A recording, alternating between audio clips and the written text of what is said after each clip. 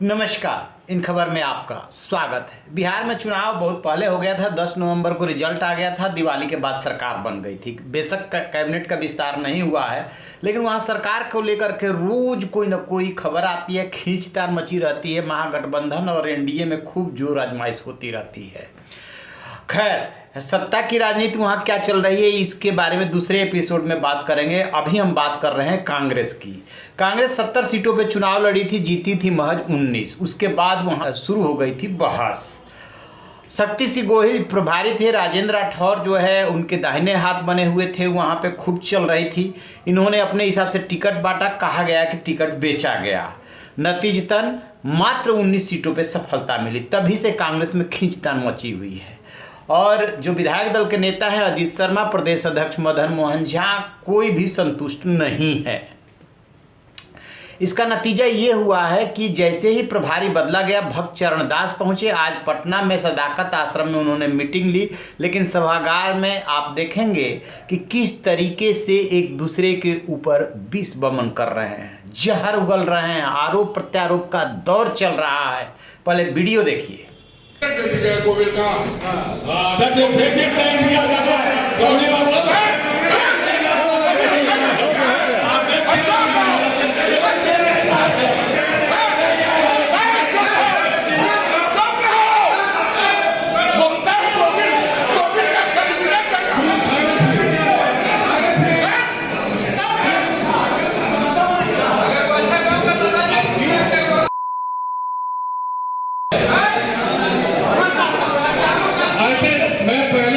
आप लोगों को कि किसी को पढ़ाई करना, किसी को कमजोरी करना, ये सब आप सुझाव दीजिए। सुझाव 2 मिनट में आप मांगा हो मैंने, और आप उस तरह से श्रृंखला का भाव मत कीजिए। आप कृपया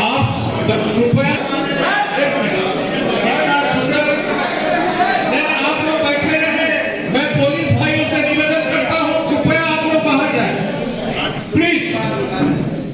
हमारे गार्ड है क्या? अरे नया भीतर गार्ड में है तो बाहर ही रहेंगे प्लीज, गेट के बाहर। नया प्रभारी आने स्वागत करना चाहिए। नहीं प्लीज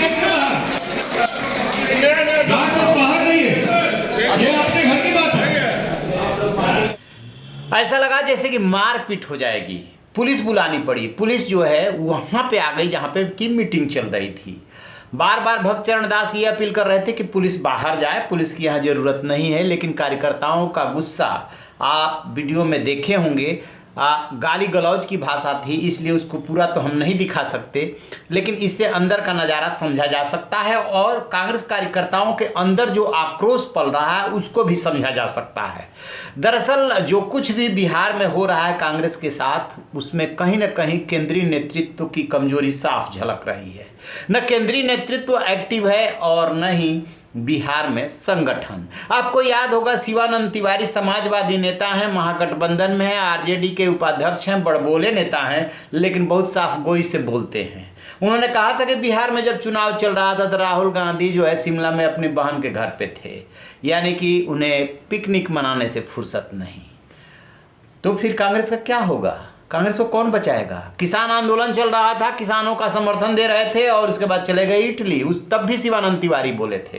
कहने का मतलब ये है कि कांग्रेस में बहुत ही कमजोरी है, खींचतान है और दिशाहीन पार्टी बनती जा रही है। और उसी का नतीजा है कि जो पार्टी के पुराने नेता हैं, जैसे भरत वहाँ पे है, उन्होंने काफ़ी आरोप प्रत्यारोप लगाए थे कि किस तरीके से पार्टी को बर्बाद किया जा रहा है। वो काफ़ी आक्रोश में है।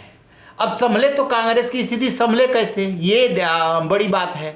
तो संभलेगी कैसे? जब ऊपर का नेतृत्व मजबूत होगा, जब बिहार का नेतृत्व मजबूत होगा, जब वह उसका प्रदेश अशोक चौधरी कभी कांग्रेस के अध्यक्ष हुआ करते थे, वो चले गए जेडीयू में, वहाँ जाके मंत्री बन गए, कार्यकारी अध्यक्ष बन गए। मदन मोहन झा के बारे में भी खबरें आती रहती है, वो भी संतुष्ट नहीं है, वो एमएलसी बनना चाहते हैं। खैर, वो हर कोई जो राजनीति में कुछ ना कुछ बनना चाहता है और हासिल करने के लिए ही कार्यकर्ता आते हैं, कोई सेवा भाव से अब राजनीति में नहीं आता है। लेकिन जो कांग्रेस की स्थिति है वो किसी भी दल की स्थिति नहीं, चाहे उत्तर प्रदेश हो या बिहार, दो राज्यों में कांग्रेस के संगठन का ये हाल है कि मतलब क्या बताएं, बहुत कम सीटों से। जब राहुल गांधी और अखिलेश यादव साथ मिलकर के चुनाव लड़े थे तब क्या हश्र हुआ, ये सबने देखा था। बिहार में महागठबंधन के साथ चुनाव लड़े, क्या हुआ, ये सबने देखा। 70 सीटों पे चुनाव लड़े, 19 सीटों पे चुनाव जीत रहे हैं। तो जो देश का सबसे बड़ा सूबा है जनसंख्या के लिहाज से, वहाँ उत्तर प्रदेश में न कांग्रेस की जड़ें हैं न बिहार में जड़ें हैं, तो झगड़े तो होंगे और आरोप प्रत्यारोप भी लगेंगे। किसी के संभाले से तब तक नहीं संभलेगा जब तक कि नेतृत्व मजबूत नहीं होगा और सांगठनिक क्षमता नहीं होगी, चाहे यहाँ का नेतृत्व हो और चाहे वहाँ का नेतृत्व हो। कहा तो ये भी जा रहा है कांग्रेस भी टूटेगी, यानी कि सबसे छोटा दल कौन है वहाँ पे, तो कांग्रेस के कितने विधायक हैं, 19 विधायक, इनसे भी छोटे दल और हैं, लेकिन वैसे टूटने लायक और जिनके टूटने से फर्क पड़ रहा है।